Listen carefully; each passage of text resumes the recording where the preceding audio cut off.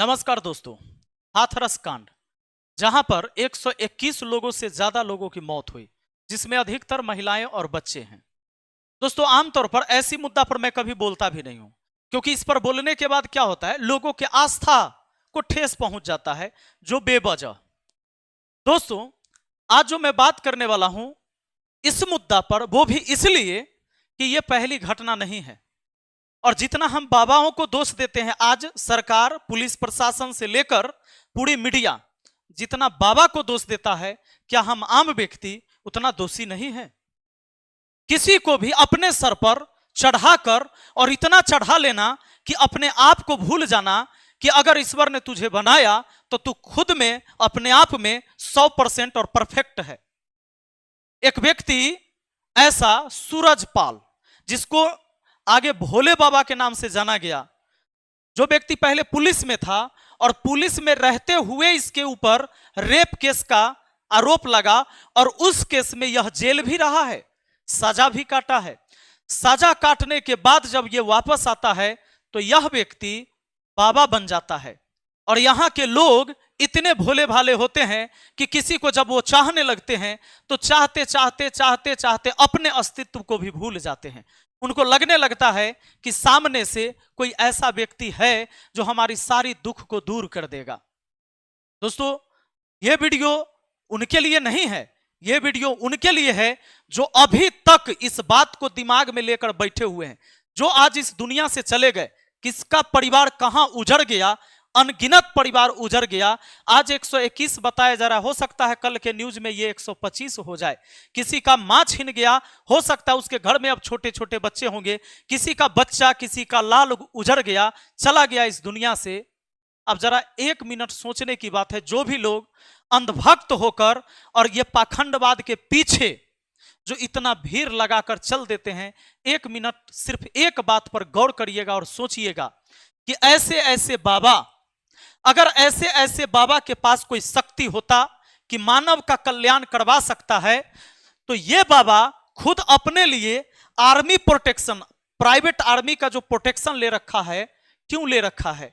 आप जानते हैं कि इसके बताया जा रहा है कि 3-3 लेयर में इसके सेना तैनात होते हैं, बंदूकधारी, इसकी सुरक्षा में। तो जो व्यक्ति अपनी सुरक्षा में सेना खड़ा करके रखता है और आपको बता देता है कि कोई भूत प्रेत या कोई भी आपके जीवन में बुरा नहीं होगा, कोई घटना नहीं होगा, 2-4 गो मंत्र दे दिया, माला दे दिया, कुछ भी दे दिया तुम्हें, और आप इस बात को मान लेते हैं कि हमारी सुरक्षा इससे हो जाएगी। अगर उसी से इसकी भी सुरक्षा हो जाती तो यह भी आर्मी, और उसमें भी अपनी प्राइवेट आर्मी बनाकर नहीं रखता। तो यह सोचने वाली बात है। अगर इस बाबा को इतना भी पता होता कि जहां हम सत्संग करने जा रहे हैं, शिविर लगाने जा रहे हैं, वहां पर ऐसा भगदड़ हो जाएगा जिसके वजह से सैकड़ों लोगों की मौत हो जाएगी और पुलिस, सरकार मेरे पीछे पड़ जाएगा और मीडिया मेरे पीछे पड़ जाएगा। अगर इस बाबा को इतना आगे की पता होता, 1 घंटा पहले के भी पता होता, तो यह बाबा वहां सत्संग नहीं किए हुए होता। तो फिर अपनी कौन सी समस्या का समाधान करवाने के लिए हमारे देश के लोग ऐसे पाखंडियों के बीच पहुंच जाते हैं? दोस्तों, आज जिसके परिवार में यह बात बीत रहा होगा, जिसके परिवार का लाल उजड़ गया होगा, जिसके परिवार की माताएं चली गई, जो बच्चा अनाथ हो गया, उसके परिवार में कितना तकलीफ होगा हम लोग प्रकट नहीं कर सकते हैं, और हम लोग उसको उतना भी महसूस नहीं कर सकते जितना उसका परिवार महसूस कर रहा है। पर यह विषय सोचने का जरूर है। अगर इस बाबा को पता होता, या ऐसे कोई भी ढोंगी जहां हम आंख बंद करके पूरा भरोसा करके पहुंच जाते हैं, कई सारी चीजें बताई जाती है कि वहां दलदली जमीन था, कोई गिर गया, कोई कहता है कि ऊंचा नीचा खेत था, वहां पहले से कोई शिविर नहीं लगता था, खेत का फसल कटा था, वहां शिविर लगाया जा रहा था, ऊंच नीच होने के कारण, गिर जाने के कारण भगदड़ मच गया। कोई कुछ कह रहा है, कोई कुछ कह रहा है, कोई कह रहा है कि बाबा जब चलते हैं तो उनका पैर छूने के लिए भगदड़ मच गया। पैर छूने के लिए जब वहां से बाबा गुजरते हैं तो कम से कम जमीन को छूकर प्रणाम करने के लिए लोग इतना टूट पड़े कि बाबा का जो आर्मी है वो उन पर जो है सो हमला कर देता है, और इस तरीके से वहां भगदड़ मच जाता है। आप सभी लोगों से मेरा बस इतना ही अनुरोध है और निवेदन है कि आप इस बात को समझने की कोशिश करिए कि हम सब इंसान हैं और इंसान के पास ईश्वर ने यह ताकत नहीं दिया है कि आपके भविष्य के बारे में आपको बता दे। उसको खुद नहीं पता होता है कि उसका अगले क्षण मौत होगा कि नहीं होगा। उसके अगले क्षण, ये इंसान की ताकत नहीं है और हम लोग इंसान हैं। अगर इतनी बात को अगर आप समझ जाते हैं तो आप कभी भी इन पाखंडियों के बीच नहीं पड़ेंगे।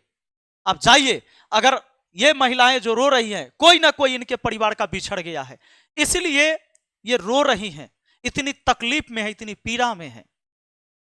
लेकिन आप बताइए कि ये बाबा जो बुलाया, क्या इनके परिवार के जो लोग चले गए, क्या उसको ये लौटा सकता है? बाबा तो खुद दे गायब है और बाबा को सच में कुछ नहीं आगे का पता था। अगर आगे का पता होता तो निश्चित ये बाबा भी नहीं होने देता। तो मैं तो बस इतना ही कहूंगा, और अगर इस बात से भी किसी के आस्था को ठेस पहुंचता है तो आपको हाथ जोड़कर मेरा प्रणाम है। आप इसी तरह शिविर में जाते रहिए और बेवकूफ बनते रहिए, और लोग आपको बनाने के लिए बैठा हुआ है मार्केट में अपना दुकान खोल के। बहुत बहुत धन्यवाद। बाकी आप लोग क्या सोचते हैं दोस्तों, कमेंट करके जरूर बताइएगा। Thank you.